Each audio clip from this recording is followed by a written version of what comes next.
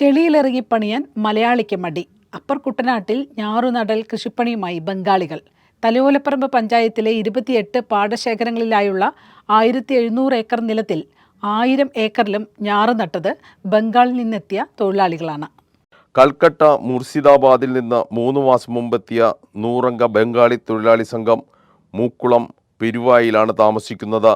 വെള്ളൂർ, വെട്ടിക്കാട്ടുമുക്ക്, ആയാങ്കുടി, മാന്നാർ തുടങ്ങിയ സ്ഥലങ്ങളിലെ നടീലിന് ശേഷമാണ് 100 അംഗ സംഘം തലയോലപ്പറമ്പിലെത്തിയത്.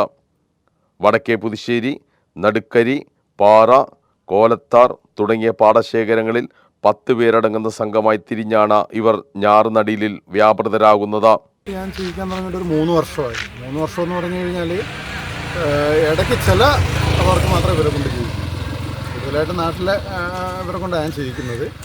എന്നാലും ഇപ്പോൾ ഈ നടുക എന്ന് പറയുന്ന ഞാറ് നടുന്ന ഇടപാട് എന്ന് പറയുന്നത് ഏറ്റവും എളുപ്പം. നമുക്ക് ഏകദേശം പണിക്കൂലി ലാഭത്തിന് ചെയ്യുന്നത് ഇവരാണ്. നാട്ടിലെ പണിയിൽ ഇതിപ്പോൾ കുറച്ച് പണി നല്ലതാണ് കേട്ടോ. നാട്ടിലെ പെണ്ണുങ്ങൾ പണിയുന്നത് വളരെ നല്ലതാണ്. അടുപ്പിച്ച് അവർ ഞാറിൻ്റെ നടുമ്പോൾ നമ്മുടെ കൃഷിക്ക് അനുയോജ്യമായ ഒരു രീതിയിൽ കുറച്ചുകൂടെ നന്നായിട്ട് നടന്നത് നാട്ടിലെ പെണ്ണുങ്ങളാണ്. പക്ഷേ വർക്ക് നമ്മൾ നോക്കുമ്പോൾ ഒരേക്കറിൽ ഇപ്പോൾ ഒരു 20 സ്ത്രീകൾ പണിയണം, ഒരു 10-20 സ്ത്രീകൾ പണിതാൽ പോലും ടച്ച് ബേസിൽ, ടച്ച് എന്ന് പറയുമ്പോൾ ദിവസക്കൂലി എന്തെങ്കിലും പണിയുമ്പോഴത്തേക്ക് അത് തീർന്നു കിട്ടാൻ പാടാണ്.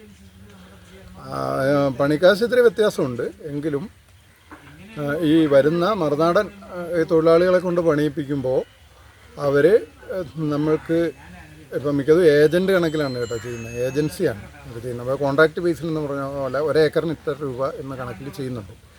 9000 ഉണ്ട്. നേരത്തെ അതിൽ കുറച്ച് 6000 തൊട്ട് തുടങ്ങിയാണെന്ന് എനിക്ക് തോന്നുന്നത്. ഇപ്പം ഞാൻ ചോദിക്കുന്നത് 8500 രൂപയാണ് ഒരേക്കർ. നമ്മളത് നിന്ന് ചെയ്യുകയാണെന്നുണ്ടെങ്കിൽ കുറച്ചുകൂടെ നല്ലതാണ്. കാരണം ഇവർ കുത്തുന്നതിന് അകൽച്ചയുണ്ട്, അകന്നു പോകുമ്പോഴത്തേക്ക് കൃഷിയിൽ ഒരു പാടത്തൊരു ഉദ്ദേശം, ഒരു ഏക്കറിന് നമുക്ക് അതിൽ വരേണ്ട ഒരു ഞാറിൻ്റെ അളവുണ്ട്. അതിൽ ഇവർ പണി ഉടമ്പടിക്ക് കൊടുക്കുമ്പോഴത്തേക്ക് അത്രയും പെട്ടെന്ന് പണി തീർത്തിട്ട് പോകുക എന്നുള്ളതാണ്. അടുത്ത സ്ഥലത്തേക്ക് ഒരു ദിവസം ഇവരൊരു 3-4 ഏക്കറൊക്കെ നടും. അവരെ സംബന്ധിച്ച് കൊടുക്കുന്ന ഏജൻസിയെ സംബന്ധിച്ച് ഇവർക്ക് തച്ചു കൊടുത്താൽ മതി. ഞാൻ മനസ്സിലാക്കിയിരിക്കുന്ന ഒരു കാര്യമാണ്. അപ്പോൾ ഈ 4 ഏക്കർ നടുമ്പോഴത്തേക്ക് അവരെ സംബന്ധിച്ച് ഒരു തച്ച് 1000 അല്ല 1200 രൂപ കൊടുത്തിച്ച് ചിലപ്പോൾ ഇതൊക്കെ 1000 കൊടുക്കാറുള്ളൂ. അപ്പോൾ 100-300 രൂപയ്ക്കൊക്കെ ബംഗാളിൽ പണിയുന്ന അവരെ സംബന്ധിച്ച് ഒരു ദിവസം രാവിലെ 8 മണിക്ക് ഇറങ്ങിയിട്ട് 5 മണിക്ക് കയറുമ്പോൾ 1000 രൂപയെന്ന് പറയുമ്പോൾ അവരെ സംബന്ധിച്ച് ഇത് ഗൾഫ് തന്നെ. ഞാറുനടീലിന് പുറമെ ഭൂരിഭാഗം പാടങ്ങളിലും വളമിടുന്നതും ബംഗാളികളാണ്.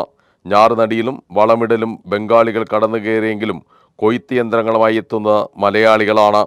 തൊഴിലുറപ്പിലേക്ക് സ്ത്രീകൾ കൂടുതലായി ആകൃഷ്ടരായതോടെ ഉച്ചയോടെ തൊഴിലുറപ്പിൻ്റെ ഇരട്ടിക്കൂലി ലഭിക്കുന്ന പാടത്ത് ആളെ ലഭിക്കാതെ വന്നതാണ് കാർഷിക മേഖലയിലെ തൊഴിലാളി ക്ഷാമത്തിന് കാരണമെന്ന് കർഷകർ പറയുന്നു.